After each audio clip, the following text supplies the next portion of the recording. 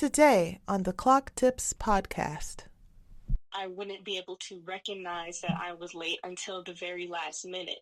I wasn't able to acknowledge how much time it took me to do things, so I would have a false perception of how long things would take. Welcome to the Clock Tips podcast. I'm your host, Dr. Melissa Richardson. Thanks for joining us.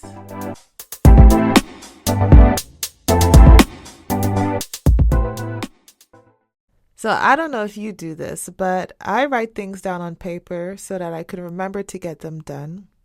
But when it comes time for me to actually do those things, it usually takes longer for me to complete those tasks. I recently learned about something called prospective memory. And what this is the way our brain helps us to understand what we need to do in the future, right now while we're busy, probably. And then when the future gets here, reminds us to do it. It's like planning ahead for the future. The problem is that sometimes we make too many plans for the future. And sometimes when the future gets here, we don't remember to do what we plan to do. Today, I'm here with Zara. She is a college student and she has been diagnosed with ADHD. And she's going to share her experience, what it's like going through college and life with this type of diagnosis. Welcome to the Clock Tips podcast, Zara. Thank you. I'm happy to be here. Yeah, so you heard me talking about prospective memory and this kind of planning ahead for the future and remembering to do things. Like, what is that like for you? Well, I would say planning ahead into the future and trying to organize things is often something that's very difficult for me. I was just watching something about it recently. It was a professor. His name is Russell Barkley, and he specializes in neuropsychology. And he was talking about how ADHD causes a sort of nearsightedness to the future because you can only see things that are immediately ahead of you. So I had a lot of difficulty planning things that were far into the future, which led me to struggle with procrastinating and remembering things. So because it also causes problems with your working memory. So trying to hold things in your head and then taking the necessary steps to do with that information, do what you need to do, is something that's difficult. It's like there is a disconnect between what you know you have to do and what you want to do and actually doing that thing. So managing that, I did have difficulty, planning things in the future a lot of the time because I was completely drawn essentially by my nose to what was right in front of me. So something was going on, then I would get distracted by that, and then something else would happen, and then I would get distracted and go and do that thing. And at the end of the day, I have all these intentions to do things, but then didn't end up actually doing them. Right. I have some variation of that. We all struggle with distractions in some ways, but I'm sure like people who are diagnosed with ADHD might have this more often or more severe, right? Would you say that? So how would you explain to someone, a lot of people might have heard this term before, ADHD, like how would you explain what ADHD is to someone who might not understand it? That's a good one because ADHD for me is a lot of things. It's kind of like, it's not something that you actively experience. It just shows up in your life everywhere around you.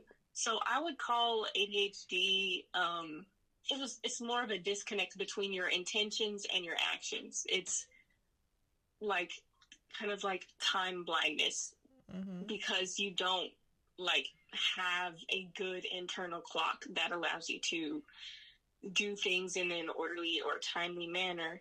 It's more like being nearsighted to time. That's how I would describe it. And having trouble turning your intentions into actions.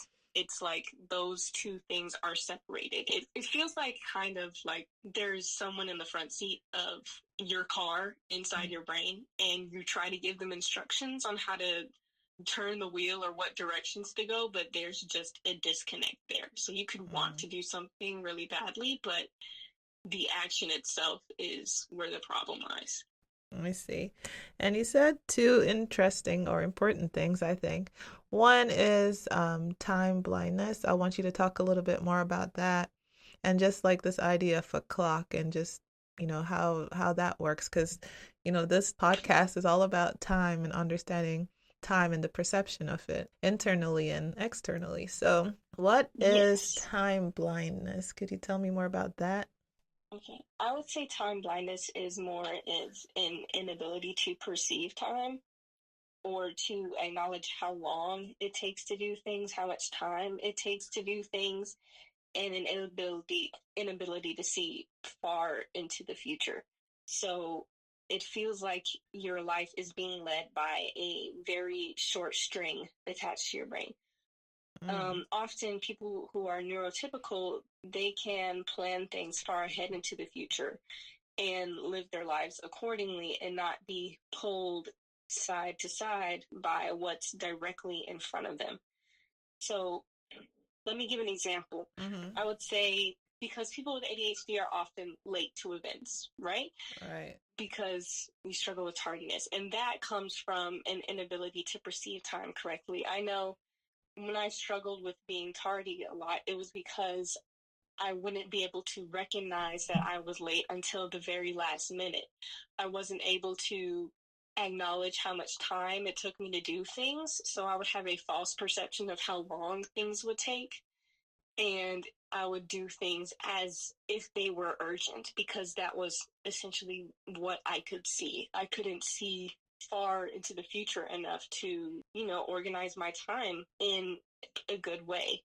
So Mm. that's how I would say time blindness more so just affects people more so with ADHD because that internal system is not regulated or is not there. It's lacking in some sort of way.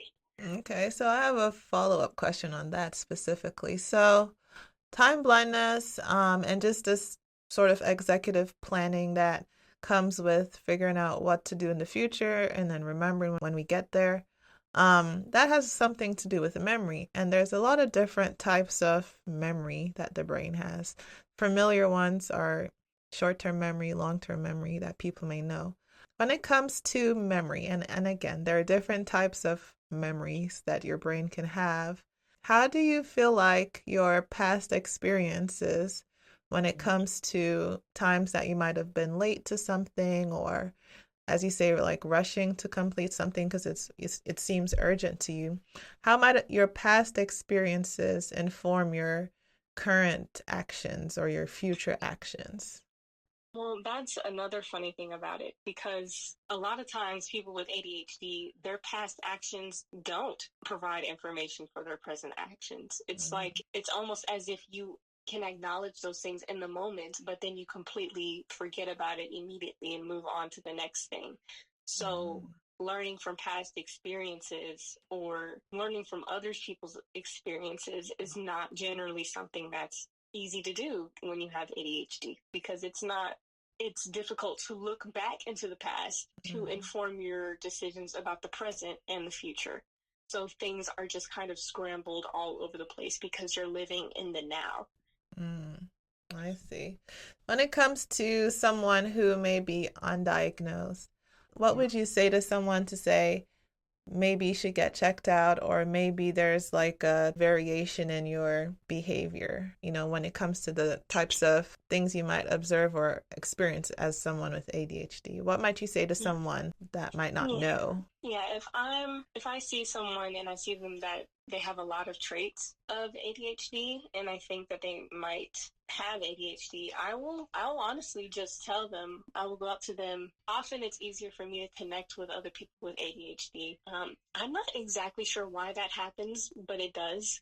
Mm-hmm. A lot of times it can be small things like gestures, how fast they're talking or jumping from topic to topic.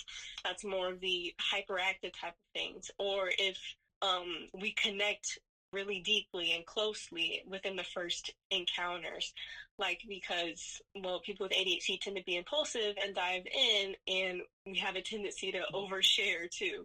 So if Mm. I meet someone and we start talking about our life stories within like the first hour of knowing each other, then, well, I have a little ding that goes off in my head. Like I was talking to a friend one day and he was telling me how much he struggled with just doing stuff and how badly he wanted to do things, but he felt like immense shame and guilt Mm-hmm. over having the intention to do something and then not ending up doing it. And before he knows it, it's the next day.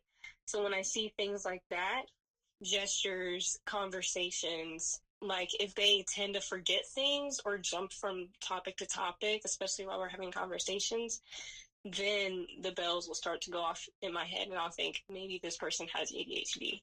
You Okay. know, I am not a doctor Of or course. anything, so I cannot necessarily diagnose anyone. Yeah. But if I notice the signs and I notice they're having trouble with certain tasks or they're frequently forgetting things, or if I'm talking about my experience and they're just like, oh my goodness, yes, I did this and this and this, and it's like this and this and this, and then, we just go off on a whole rant, then I'll start to think, I think this person might also have ADHD. All right.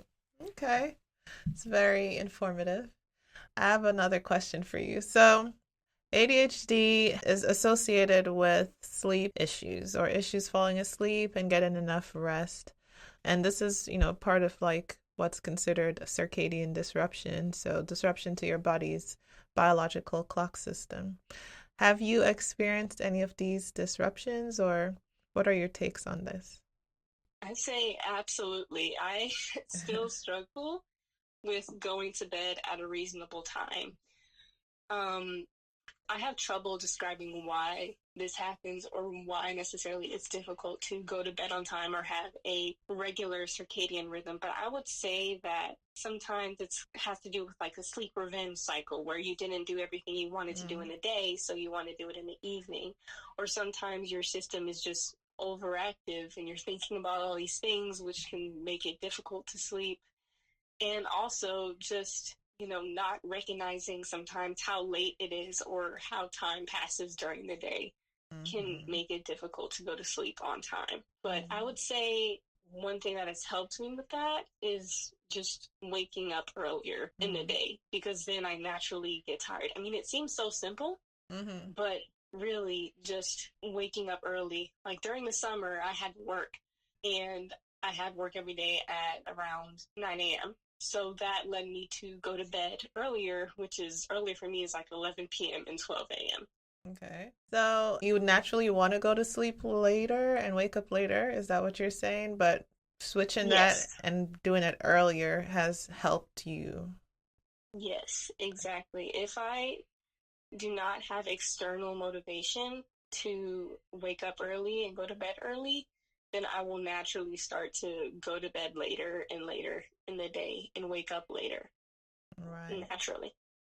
Okay. So I was reading up on this a little bit before our conversation, and there's a circadian disorder called delayed sleep phase syndrome. And it's something that really just means that compared to the average individual, the inclination or the body's urge to go to bed is naturally later than other people. And also, the urge to wake up is later. And it's related to other clock timed functions like melatonin release in the brain tends to be later. And this is something that scientists have found with people with ADHD. Now, what I know about this type of disorder is that unless people actually go to sleep later and wake up later, they won't feel like themselves. So, with you telling me that you naturally feel like you want to sleep later, that sounds similar, but you're telling me that when you switch and try to wake up earlier, you feel better, which is interesting. Yes, it's definitely a challenge, but because I like to feel productive during the day, which is already difficult. Yeah. But it's more so, yes, I do tend to feel better if I'm not going to bed at times like 2 a.m., Yeah. 3 a.m., or if I'm sleeping until really late in the day. Mm-hmm. Luckily, at school, I don't have the opportunity to sleep until the afternoon because I have those external motivators to keep Right. me waking up at a regular time. Okay. So I would say that that's something that helps. But yeah, I do feel better when I wake up earlier in the day. By earlier, I mean like 7, 8 Yeah. in the morning. Hmm. Yeah. Yeah. Okay. What are the things that you've tried or done? And I won't ask you about medication because that might be a personal question, but just as far as practices or habits that you might have developed, like you just told us about the sleeping at an earlier time, and waking up, around 7 or 8. Have you tried anything else to help with your ADHD, like to cope with it? Yes, absolutely. I've been doing a lot of different things to help me work with my ADHD and learning online ways to cope with it. Because one of the things I learned, let me see, I know that I need external motivation to do things. So keeping things external apart from me, because if I keep them internally, then it's not going to regulate the stuff. It's going to get scrambled and mixed up. So I have to make time physical. So I have my phone on me at all times. I'm setting timers for pretty much everything. Like I can set timers to see how long it takes me to do a certain task, timers for showering, brushing my teeth, getting ready in the morning. And also when it comes to getting myself up or getting myself motivated to do things, Hmm. I have to find something that will give me dopamine immediately. So one thing I do when I wake up in the mornings, I lay in bed for a little bit because I cannot just jump out of bed. I turn on my phone and I turn on some music like Hmm. immediately. And listening to that music that makes me happy, helps me get started on my day. Also, writing things down so that I don't have to keep it in my head all the time. Like, I've been more so just, I keep writing things down that I need to do, or I keep it in my notes app, like, remember this, remember this. Constant reminders is something that I need. And also, pressure and consequences, like consequences and rewards. Hmm. For me, consequences and rewards have to be immediate in order for them to be motivating. So if I'm doing work or something and I finish a task, then I'll maybe watch a short YouTube video or something like that, or take a small break or eat something small. The trick the trick is to keep myself happy and keep myself energized. Right. And energy is something that can be difficult for me to maintain. So if I need to take breaks, I take breaks. I take a 15-minute nap maybe during the day. I sit down and relax and try to keep myself grounded, maybe do what's good for my mental health, eat things that I like. And a big one also, trying to take care of my health, getting exercise. I have to get exercise because I'm walking around campus every day. Hmm. And just clocks everywhere. Well, not everywhere, but on my phone. I'm always checking my clock, and if I have a plan, then I try to implement some sort of pressure to keep me doing what I intend to do. Like instead of seeing something and it's like, oh, this is due like a week from now, I try to get it in my head like, no, this is due now. I have to do this now. So Hmm. adding those kind of immediate consequences, splitting big tasks down into little tasks so that they seem less overwhelming. Hmm. And if a task seems too overwhelming for me to start, I start with a smaller task. Like I build myself up. Sometimes I have to reset my body for like sensory reasons. So maybe if I'm wearing something, then I'll change my outfit and Hmm. change my hair and wash my face so I can sort of reset. Mm. Drinking water, all of those things are things that I use to help me regulate my ADHD. Nice. Wow. Those are a lot of great tips and advice for, I think, anyone with or without ADHD. So thanks for sharing that. I think I could talk to you forever, Zara. You have a lot of great information to share. But Yes. I think I'll wrap it up here and just say thanks for taking the time to come and, share your experience and what you've learned about ADHD and how to deal with it. So, thanks Mhm. again for your time, and we'll talk again in the future. Okay, sounds wonderful. I've enjoyed being here. Thank you for having me. Thanks for joining us today. Please visit our website at clocktips.com for more information about this podcast, how to join our ongoing research study, and more resources to help you improve your time intuition, sleep, and productivity. If you found this information helpful or interesting, don't keep it to yourself. Share it with others and join the discussion on our social media platforms under the handle at MyClockTips. Until next time, take care of yourself.